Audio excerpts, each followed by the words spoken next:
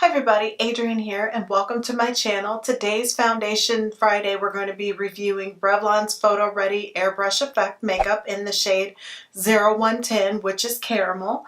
This is the second time I purchased this product. I purchased it about 5 years ago or maybe 6. I'm not sure, but I didn't care for the product at all, but I saw that it had a new sticker on it that had been reformulated, so I thought I'd go ahead and pick it up and re-give it a try.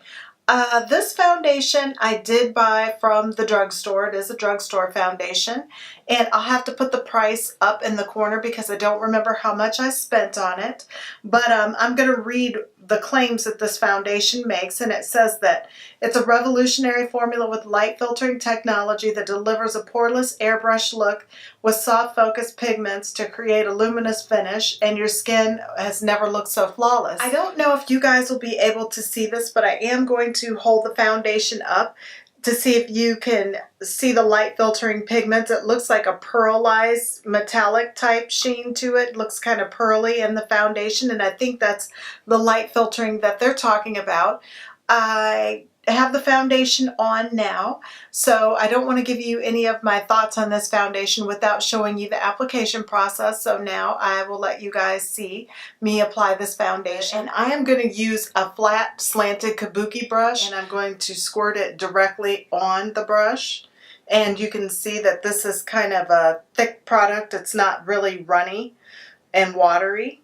So it's a pretty thick foundation, and I'm just going to start to stipple it on the cheeks. I am going to avoid the under eye area because I will be going back in with some orange corrector and my Tarte Shape Tape Concealer, getting around the mouth. This foundation, as I'm applying it, it does feel greasy, like you have product on the skin. It's a really slippery feeling to the skin, like you're putting some type of oil-based product on. And it takes a few minutes to dry down. I've never squirted it directly on the brush then applied it to the face. I've usually put it on my face then stippled it in with the brush. I think I'm liking the feel of it a little bit better putting the product on the brush directly and then putting it on the skin. It seems that when I squirted it on the skin, I put too much product and it seemed like it took forever to blend. Sometimes when I'm putting foundation on and I don't want to apply it with my fingers, I will squirt the foundation on a foundation brush, a flat foundation brush, and spread the product on my face and then take a beauty blender. I can see where the coverage of this foundation, that might turn out well also, but I really do like using foundation brushes and not putting my hands in the product. I don't like to take away product unless it's too heavy, and this helps the coverage to stay more full using a flat top kabuki brush, so that's why I do prefer it. And this looks like it's blending pretty well. Some of the things that I'm seeing that I keep wanting to go in and correct, I think are more so the areas where I put orange corrector and concealer on the under eye. I'm trying to get around my scarf area without putting too much product because I want to make sure I cover up some of the old pimple scars that I have up there. Thank goodness mine don't last very long. I usually have them around for a month after I have a breakout and pop it. But this seems to be covering that pretty well. I don't know if this is showing up on camera or not, but I've got a few marks that are healing. And I think this is about as good as I'm going to get the coverage. It feels a lot better putting the product on this way. I can tell you when you put it directly on your face and go to blend it out, it kind of feels like you got too much product on and like you're going to have a mess and like it's never going to dry down. This feels a lot better. It still feels like it has to be set. It doesn't have a slippery oily look, and sometimes it will have a slippery oily look if you don't use a beauty blender with it and put too much product on. But this is good. I'm going to go ahead and do the under eye correcting and powder my face and set this look before I add any color, and then I'll come back and let you see and determine what the coverage of it is, so I will be right back. Okay guys, I've gone and put my orange corrector on and my Tarte Shape Tape Concealer, and I'm using Makeup Revolution's banana baking powder underneath the eye area, so I am slightly baking right now. But this is what the coverage of the foundation looks like without any contouring or highlighting except under the eye and a little bit right in here. This is what it looks like. So I do think that this foundation is a full coverage foundation from prior use before putting it on the face first and then spreading it out. It seems that putting it on with my Jessup flat top kabuki brush, putting it directly on the brush and then applying it on the face has sheared down the look a little more to where it looks like more natural skin, but I am seeing some of my hyperpigmentation throughout, which I think, like I said, if you apply it directly to the skin and then blend it out, that will be covered up a little more. But I'm going to go and finish the rest of my face and then I will give you some thoughts on this foundation. I have worn this foundation for about 4 or 5 times. This is not my first time in this foundation. Like I said, as I was applying it, it's the first time I've ever applied the foundation directly to the bristles of the brush. And it didn't give as heavy of a look as it gave to me all the other times that I've used the foundation when I put it directly on my face and then blended it out with the brush. But I really didn't like the feel of the foundation at all when I blended it that way. It made me think that I wasn't going to use the foundation at all for anything but recording videos, because the finish of it looked so heavy that my skin almost looked fake. It would not be something that I'd even want to walk out in the natural daylight with, applying it directly to my face and then blending it out with the brush. So if you are going to do that and put it directly on your face first, I would recommend that you use a damp beauty blender to shear some of the coverage down. Some of the hyperpigmented spots, they are still there, and I have done some contouring over the top of them to try to balance them out. So that pretty much gets fully covered if you put it directly on your face and not on the bristles first. But the skin, like I said, it is true to its claim of being a full coverage foundation. It will look very heavy on your face and give you an artificial look, which, you know, depending on if you're going out for a night or you have some blemishes that you really want to cover up, I feel that this is a heavy enough foundation to do a fairly decent job of that at a very reasonable drugstore price.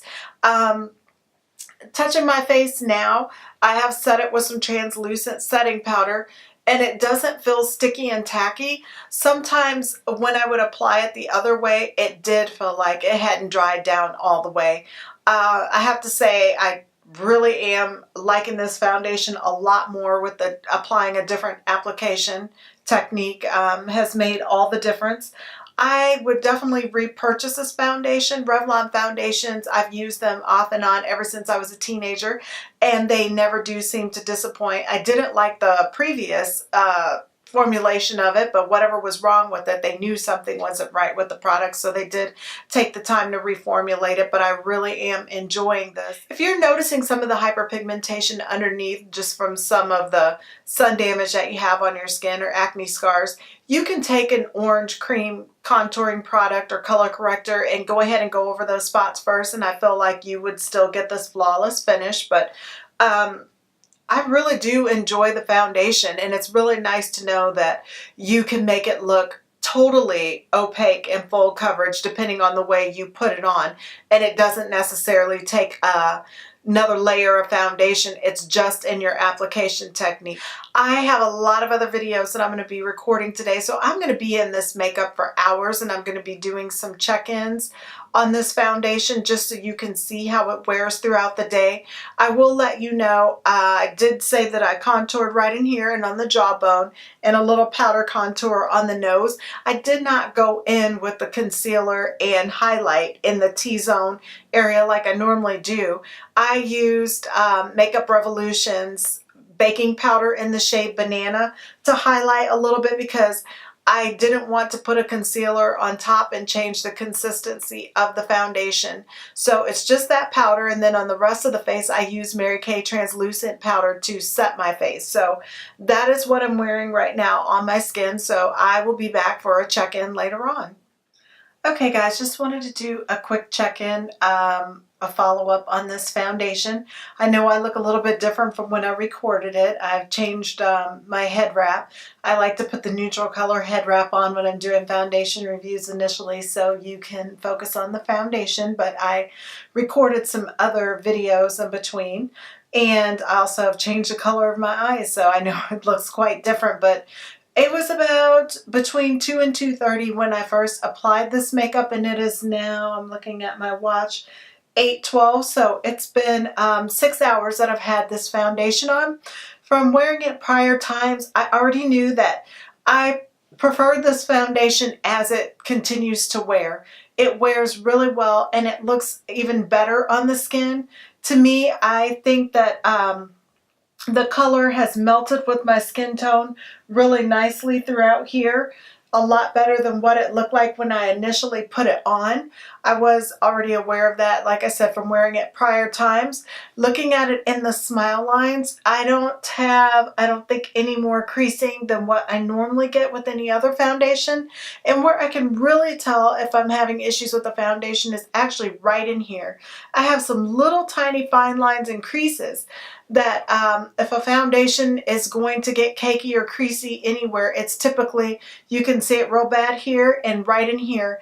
And I don't have any of that creasing right in here, and my skin still looks smooth and flawless. And like I said, when I first applied the foundation, I was going to put a mattifier on the forehead, but I forgot to do that. And part of why my skin is not super greasy is because we're now into the fall winter season, so my house is really dry and the furnace is on, and so I'm not getting quite as oily as I normally do. But some foundations I still need to use a mattifier, but this one is, you know, I can say on the forehead it's really holding its own rather well, and it still looks good. I will do another check-in before I go to bed, but I just wanted to give you guys at least a 6-hour update so you could see how this foundation was wearing.